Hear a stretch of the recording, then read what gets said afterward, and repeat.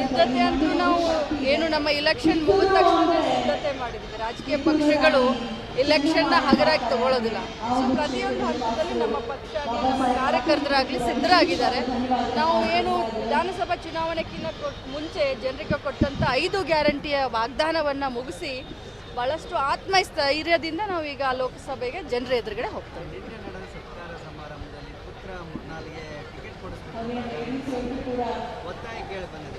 ನಾನು ಒತ್ತಾಯ ಮಾಡಿಲ್ಲ. ಜನರು ಮತ್ತು ಜನ ಮತ್ತು ಮುಖಂಡರ ಆಶಯ ಥರ ಬೆಳಗಾವಿಯಿಂದ 2 ಹೆಸರು ಶಿಫಾರಸು ಆಗಿದೆ ಅಂತ ನಾನು ಕೂಡ ಮಾಧ್ಯಮದಲ್ಲಿ ನೋಡಿದ್ದೀನಿ. ಇದು ವರಿಷ್ಠರಿಗೆ ಬಿಟ್ಟಂಥ ವಿಚಾರ, ಜಿಲ್ಲೆಯ ಮುಖಂಡರಿಗೆ ಬಿಟ್ಟಂಥ ವಿಚಾರ. ಯಾಕಂತಂದರೆ ಈಗಾಗಲೇ ನಾನು ಮುಂಚೆಯಿಂದನೂ ನನ್ನ ತಮ್ಮ ವಿಧಾನ ಪರಿಷತ್ ಸದಸ್ಯ ಆಗಬೇಕಾದ್ರೂ ಕೂಡ ಇಡೀ ಜಿಲ್ಲೆಯ ಮುಖಂಡರ ಒತ್ತಾಸೆಯಂತೆ ನಾನು ಅವನನ್ನು ಫೀಲ್ಡ್ಗೆ ಇರಿಸಿದೆ. ಕ್ಷೇತ್ರದ ಜನ ಕೂಡ ಅಪೇಕ್ಷೆ ಪಡ್ತಾ ಇದ್ದಾರೆ, ಜಿಲ್ಲೆಯ ಜನ ಕೂಡ ಅಪೇಕ್ಷೆ ಪಡ್ತಾ ಇದ್ದಾರೆ, ಎಲ್ಲ ಸಮಾಜದ ಬಾಂಧವರು ಕೂಡ ಅಪೇಕ್ಷೆ ಪಡ್ತಾ ಇದ್ದಾರೆ. ಬಟ್ ಪ್ಯೂರ್ಲಿ ಹೈಕಮಾಂಡ್ ಏನು ಆದೇಶ ಕೊಡುತ್ತೋ ಅದನ್ನು ನಾನು ಪಾಲಿಸ್ತೀನಿ. ಯಾರಿಗೆ ಅವನ ಜಾಗದಲ್ಲಿ ಯಾರಿಗೆ ಕೊಟ್ಟರು ಇಲೆಕ್ಷನ್ ಮಾಡಲಿಕ್ಕೆ ತಯಾರಿದ್ದೀನಿ. ನನ್ನ ಮಗನಿಗೆ ಕೊಟ್ಟರು ಕೂಡ ಇಲೆಕ್ಷನ್ ಮಾಡಲಿಕ್ಕೆ ತಯಾರಿದ್ದೀನಿ.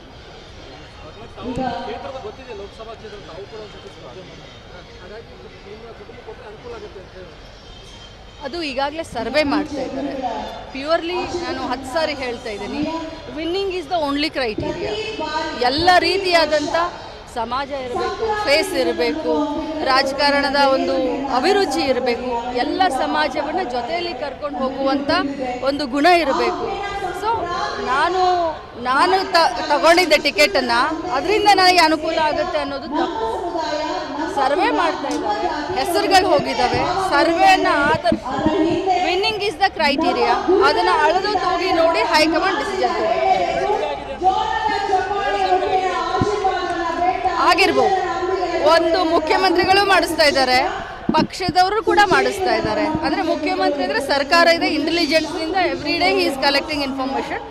ನಮ್ಮ ಪಕ್ಷದಿಂದ ಇನ್ನೊಂದು ಅಲಗ್ ಅಂದರೆ ಮುಂಚೆ ಹೇಗೆ ನಾವು ಅಸೆಂಬ್ಲಿ ಚುನಾವಣೆಯಲ್ಲಿ ಮಾಡಿದ್ವಿ, 3 ಹಂತದಲ್ಲಿ ಸರ್ವೆ ಮಾಡಿದ್ವಿ, ಅದೇ ರೀತಿ ಈಗಲೂ ಕೂಡ ಮಾಡ್ತಾ ಇದ್ದೀವಿ.